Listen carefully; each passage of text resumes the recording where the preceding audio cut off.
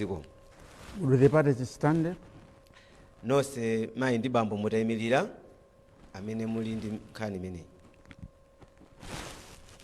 This case had been adjourned after there was a request that you go for DNA test, including the daughter.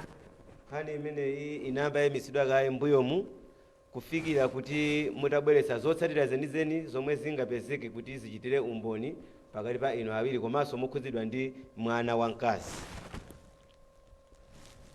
Was the DNA test undertaken? Kodi zinakachitika zokayezetsa ku chipatalazo? Kumpanda. Do you have the results, or that the medical person has been taken to this court as your witness to present the findings of the DNA test? Zotsatira zenizeni zokayezazo mwabwera nazo kapena pali wina wapambali amene wabweretsa kudzachitira umboni zimene zikuti apereke m'bwalo muno? Zabwera ndithu kumpanda. Is he available in court? Okay.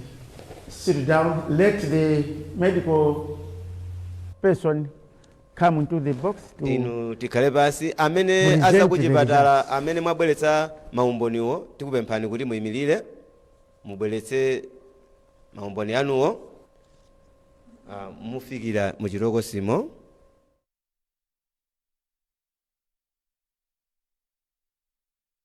Malo amo ndi muchitokosimo tikupemphani kuti mukweze mkono wanu wa dzanja lamanja ndipo mutsatira zimene ine nditi ndikuwuzeni. Ndikulumbira kwa Mulungu wa mwamba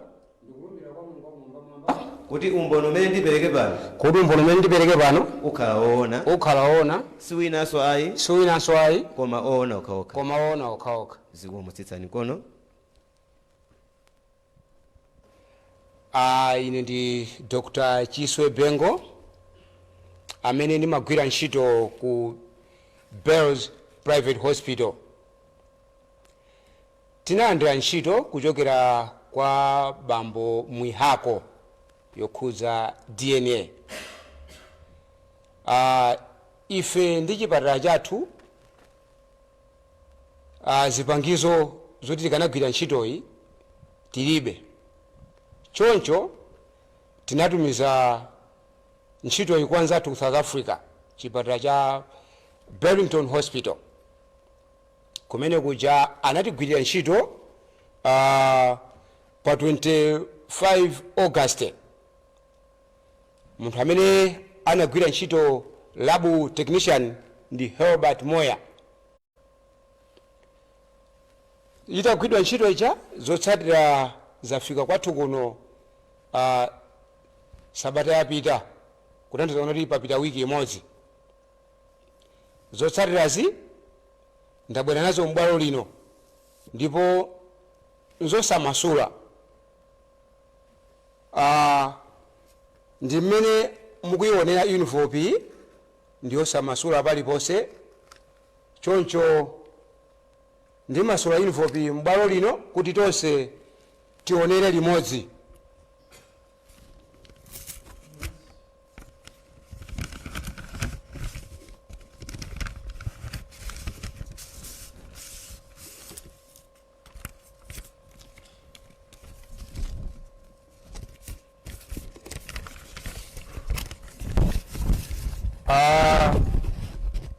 Zotsatira za DNA zili motere.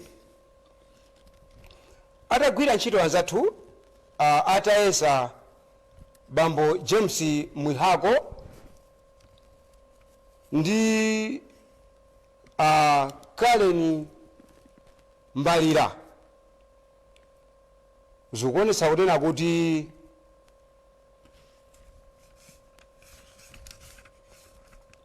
zotsatira za Karen Mbalira ndi zotsatira za bambo Mwihako nzofanana. Zimene zikuti tanthauzira kunena kuti Karen Mbalira ndi mwana wa bambo James Mwihako ndikafika apa kumpando ntchito imene ndinabwera kuti ndidzagwire ndi imeneyi. Zikomo kwambiri. Do you wish to tender that document of the results as evidence in this matter? Muli okozeka kuti chipepala chimenecho muchipereke m'bwalo muno ngati umboni? Ndichoncho kumpando.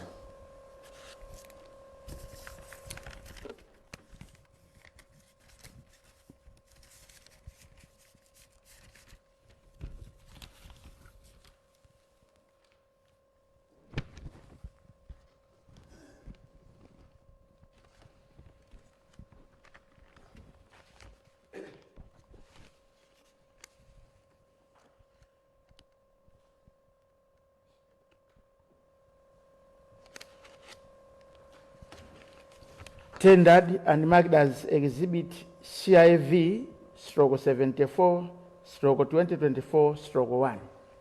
Chaperekedwa choncho chipepala ichi ngati umboni weniweni umene abwera nawo akuchipatala. Anything more to say? Mwina kuteka azathu akuchipatala muli ndi zina zake zoti mungawonjezere kapena kunenapo? Ayi kumpando. Stand up, plaintiff. Odandaula tayimirani. Any questions to the witness? Kuteka kuti muli ndi funso mwina kuwafunsa abweretsa zotsatirawo. Sit down. Khalani. Defendant, stand up. Inu odandaulidwa mlandu amene mukuyankha tayimirani. Any questions to the witness? Mwina funso kwa awaza chipatala. Ayi kumpando ndilibe funso. Sit down. Khalani.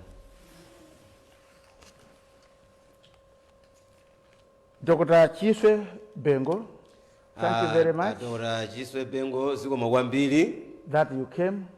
kuti to munafika testify. kudzachitira umboni. You can go and sit down. Mukoza kuchokamo chilokosi mukakhale pamene munakhala.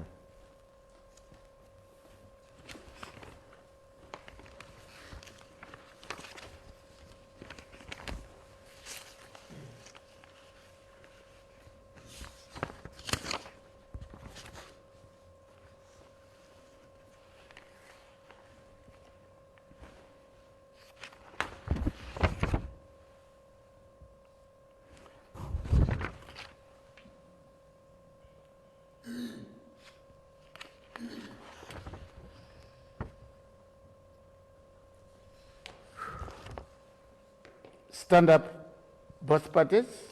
Nonse tayimirani bambo ndi mayi.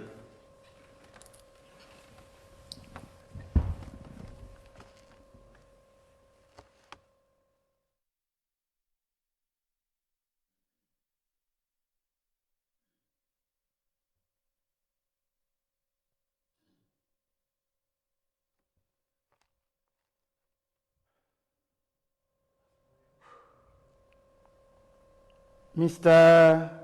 James Bambo James. Mwihako. Inu a James Mwihako.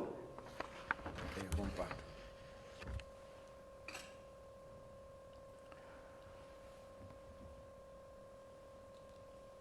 You have heard the results from the hospital. Zotsatira za kuchipatala mwaziva. Kumpando. This is after the DNA test was undertaken. Izi ndi zotsatira zomwe atakayeza DNA zimene zapezeka.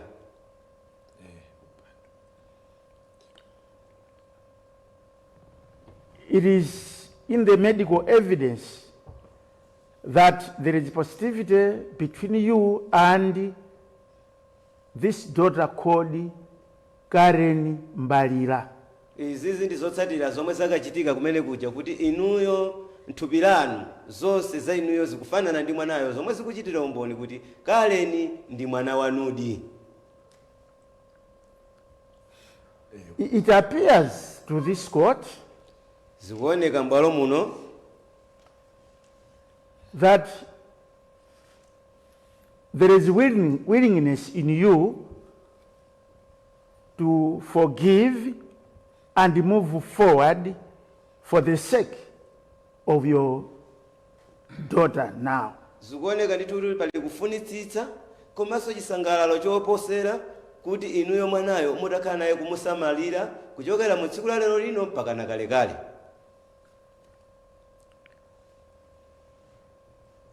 This court commends you for your wish of the well-being of this Karen. bwalo linonso choncho likuchitira ndithu kukupatsaniso kuthekera kuti ndi bwino lomwe mutakhala kuti mukutengapo gawo kumusamala mwana uyo amene ali Karen yemwe ali mwana wanu. This court now proceeds to make orders. choncho bwalo lino tsopano likupitirira kuti liyike ndondomeko. In the first place, Wayambirira, this court would like to indicate that a child has to be supported by his or her parents. pakuyenera kuti payambira penipeni mwanayo alandire chisamaliro chochokera kwa amayi ngakhalenso abambo amene muli makolo. And the knowledge and the support of any child is good for the development of any child. kutereko kuti izi chinchitidwe ukuyenera kuti utachitika pa chisamalirochi kwa wina aliyense mwana amene ali. There is, however, one thing which this court has noted in this case, pali chimodzi chokha chimene bwalo lino laona mu mlandu umenewu, that the defendant, kuti awa amene amayankha mulandu, upon being ill-advised by her aunt kuti ngakhale iwowa amatsogozedwa ndi azakhali awo in a wrong way, mu njira yolakwika, to lie to you kuti akunamizeni inu amene mwadandaula that the pregnancy she had at your instance had been miscarried, kuti mimba imene anali nayo inapita pachabe. this was not true. Sizinali zoona.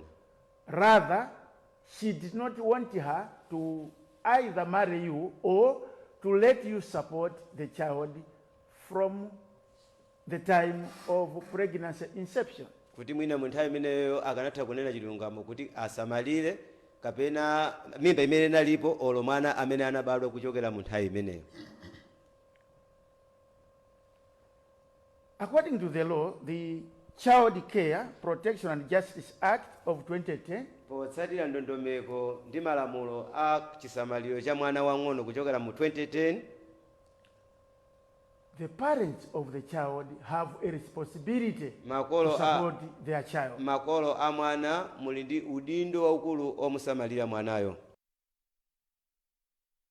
It appears that you were not supporting Karen zikuoneka kuti simumamusamala Karen because you didn't know that there was a daughter for you somewhere. chifukwa chakuti simumadziwa kuti kwina kwake kuli mwana wanu. The court would like to continue to and emphasize that children have the right to know their origins and benefit from support of both parents. bwalo pano pali kunenetsa kunena kuti mwana wina aliyense ali ndi kuthekera kolandira chisamaliro kuchokera kwa mayi ngakhale bambo pa nthawi imene iye ali wang'ono. Parents have to put all their other issues and prioritize the best interest of their children. makolo ali ndi ntchito ndipo ndi kuthekera kopereka chisamaliro komanso chinthu chimene chili chopambana choyenera kwa ana awo. Honest communication and cooperation between parents are essential in providing a good environment for the children. ndi zofunika komanso zopambana kuti ugwirizano wa makolo pamodzi mayi ndi bambo uchitike kuti mwana kapena ana alandire kuthekera kwenikweni kwa chisamaliro. The other thing this court has noted is that china this chimene bwalo lino laona pa mwanayu should not have been called Karen Mbalira. sakuyeneranso kutchulidwa Karen Mbalira. This is the daughter of James Mwihako. amene ndi mtsikana wa bambo James Mwihako. I believe that the Mbalira name is on the side of the defendant. Ndipo zikuonetsera dzina limene limachedwa Mbalirali anangolipanga ndi lokhudzana kwa amayiwa. The Mbaliras did not father this child. Ambaliratu si abambo a mtsikana amene. This child is of James Mwihako. Mtsikana amene ndi wa bambo James Mwihako. And she should have been known as Karen James Mwihako. Ndipo akuyenera kutchulidwa dzina lakuti Karen Mwihako. Children should not just be changing names anyhow, Ana amangosinthidwa mayina mwa njira ina iliyonse ayi. as if they have been legally adopted. Kuti kaya ngakhale kuti mwina anangotengedwa ndi ena ake.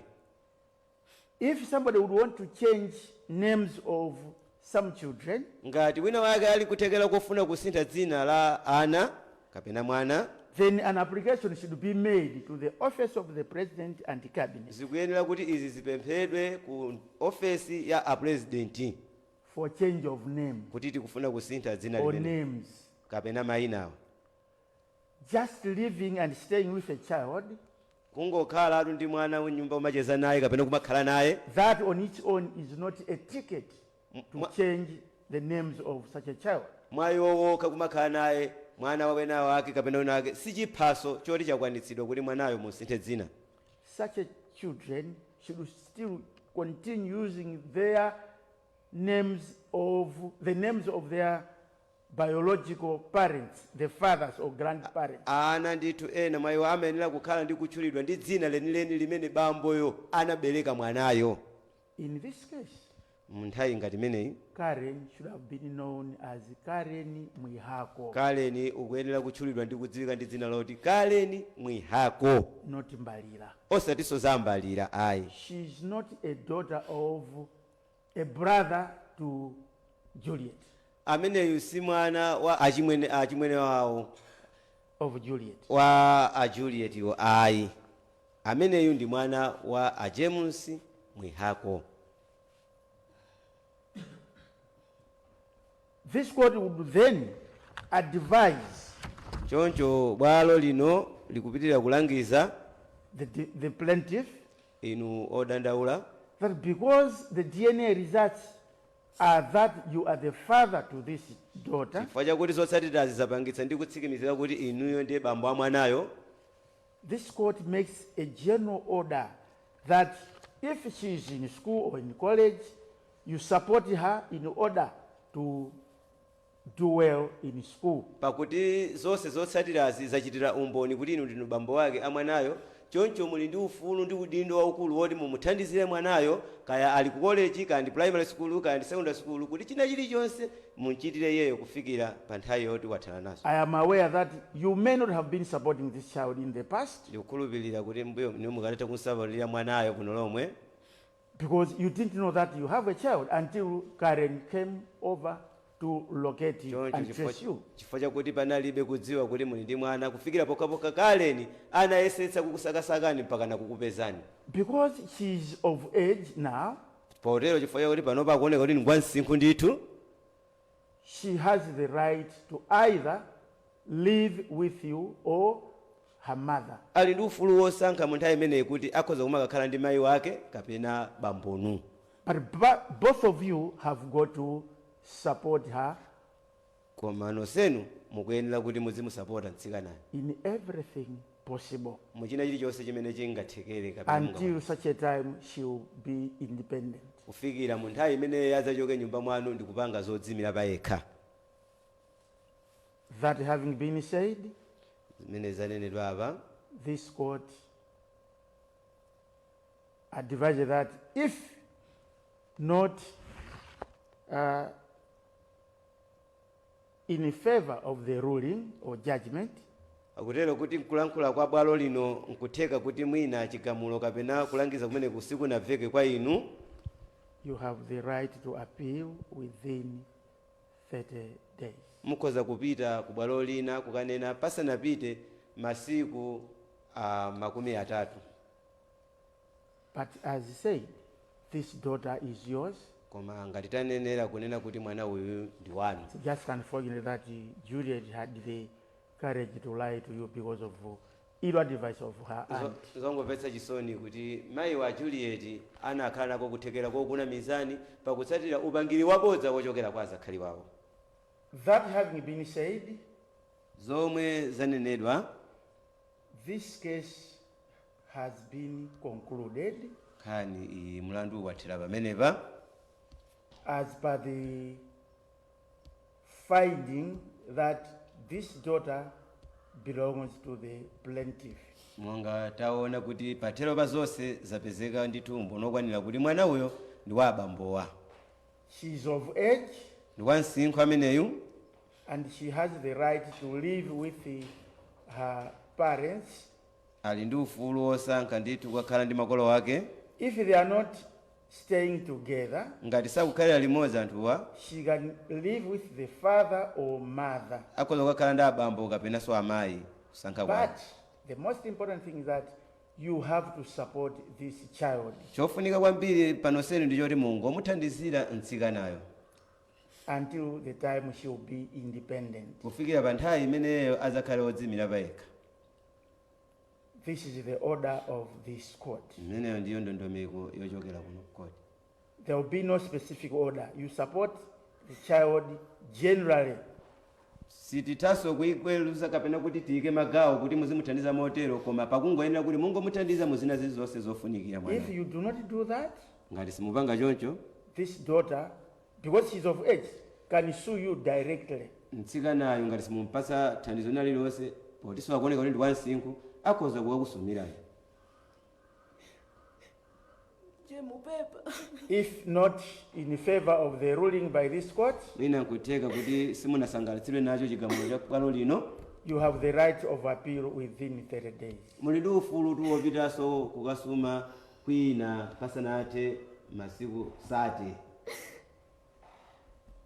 Since we have other cases, choncho chifukwa choti ndi milandu inanso yoti iweruzidwe, this court is adjourned for other cases. bwalo lino likuyimitsidwa kufikiranso titalowanso mu milandu ina, But for this case, koma pa mulanduwu this is the conclusion of the case. mpamathero pa mulanduwu. alo time Jemupepa, jemu.